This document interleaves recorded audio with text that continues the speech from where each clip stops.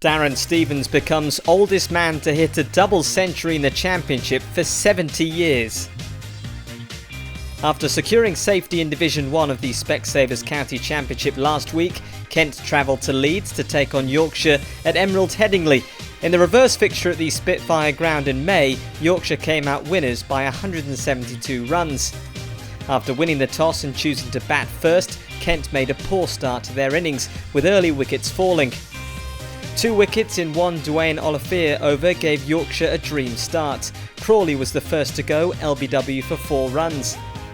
And then 4 balls later, Ollie Robinson aborted a drive and tried to leave the ball at the last moment, the indecision resulting in a thin edge to the keeper.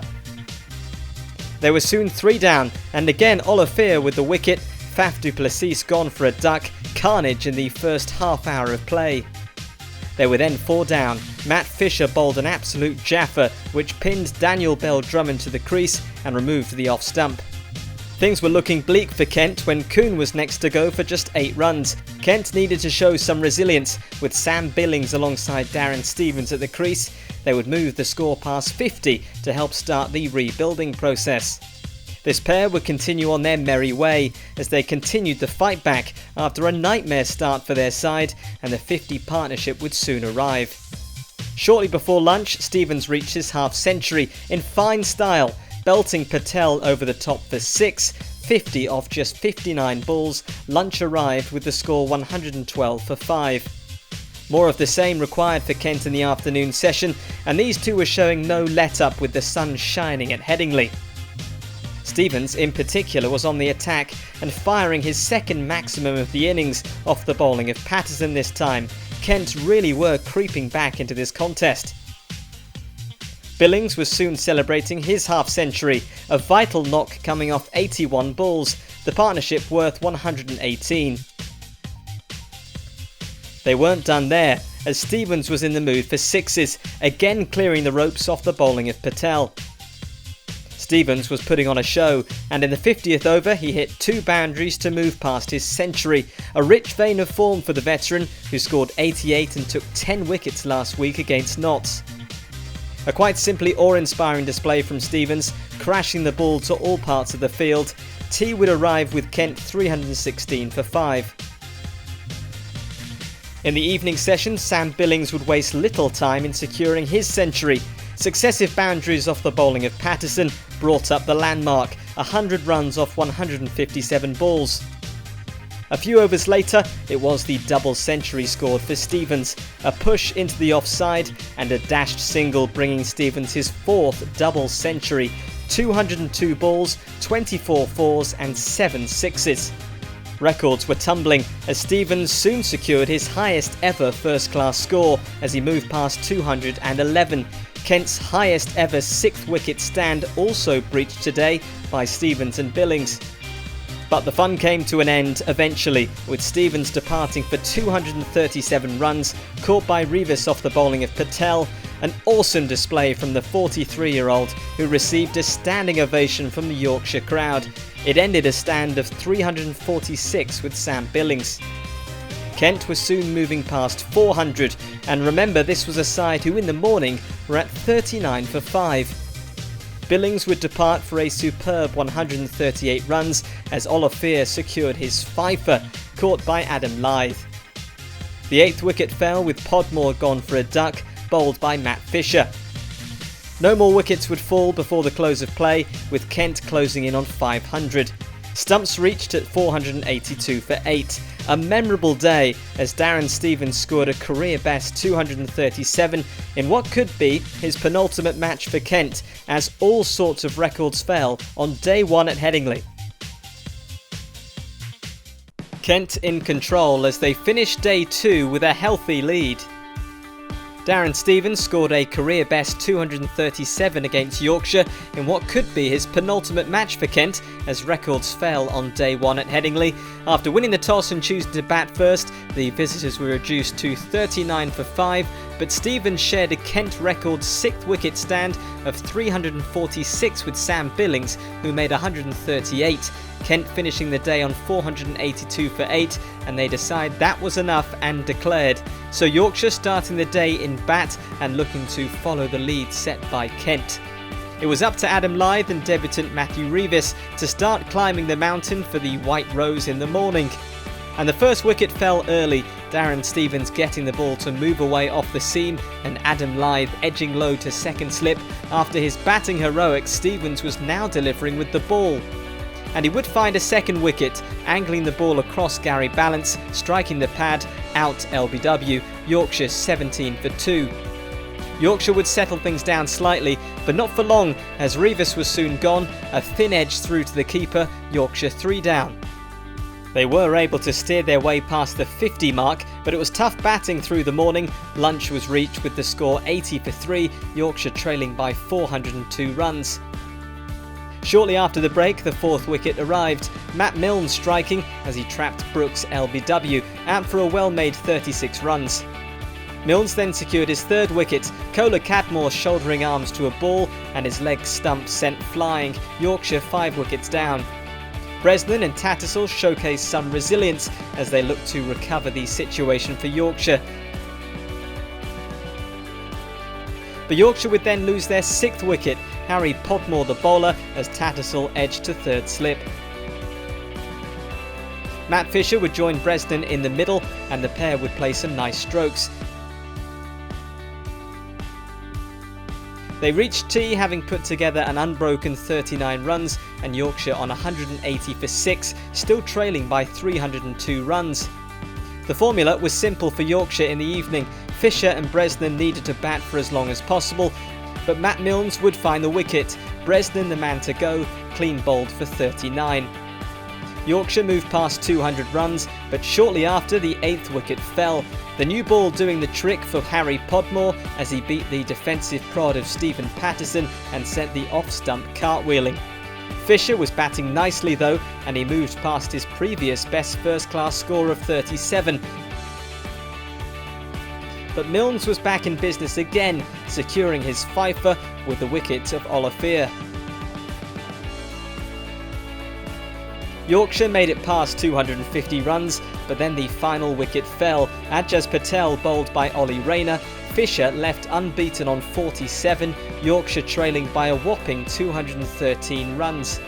Kent decided not to enforce the follow-on and batted out the last 2 overs of the day without any problems. Kent in command of this match after 2 days' play. Some resistance from Fisher late on for Yorkshire has helped out slightly, but it is very much in the hands of Kent as day 3 looms. Sam Billings' century helps put Kent within touching distance of big win.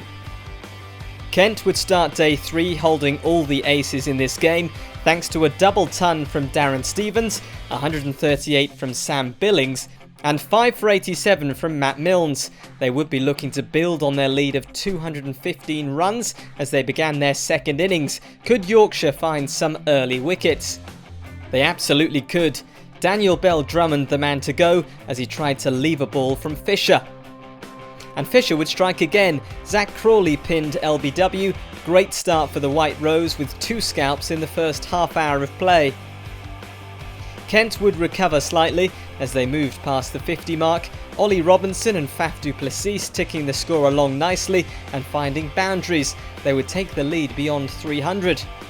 But then the 3rd wicket did fall. Faf du Plessis driving at Stephen Patterson and edging a waist-high catch to Tom Kohler Cadmore at slip. Du Plessis gone for 36.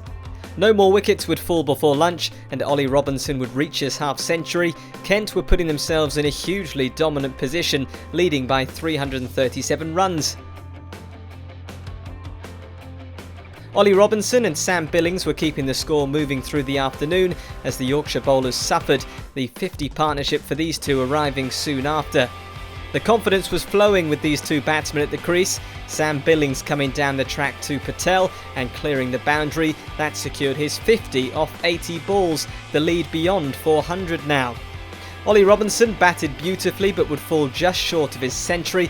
On 97 runs he was caught by Tattersall off the bowling of Olivier. Another wicket would fall soon after. Brilliant run out from Johnny Tattersall to see off Kuhn.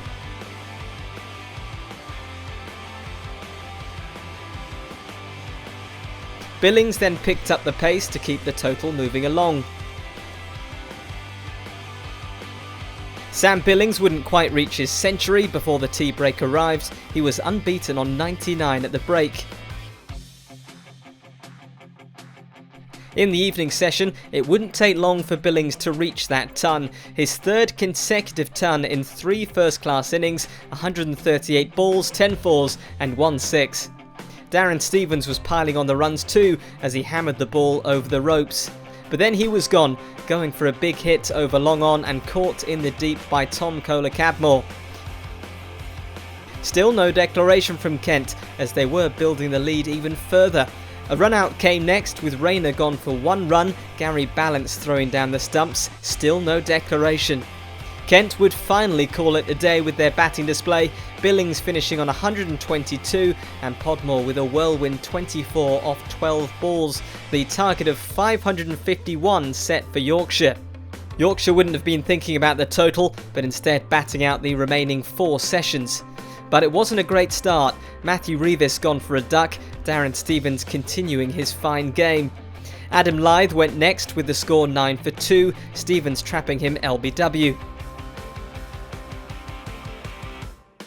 Yorkshire was soon 3 down, Darren Stevens again, this time Gary Balance gone for 2, and the wickets kept coming.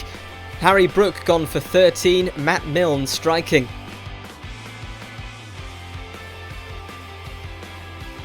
Stevens then secured his 4th wicket, brilliant catch in the gully by Ollie Rayner to see off Kohler-Cadmore. They were then 6 down with the overs running out on day 3. Stephen Patterson squared up by Matt Milnes, the catch by Crawley gone for a duck.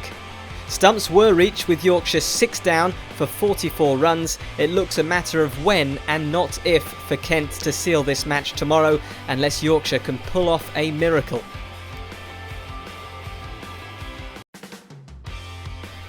Kent wrap up a thumping win over Yorkshire. How long could the White Rose hold up Kent today?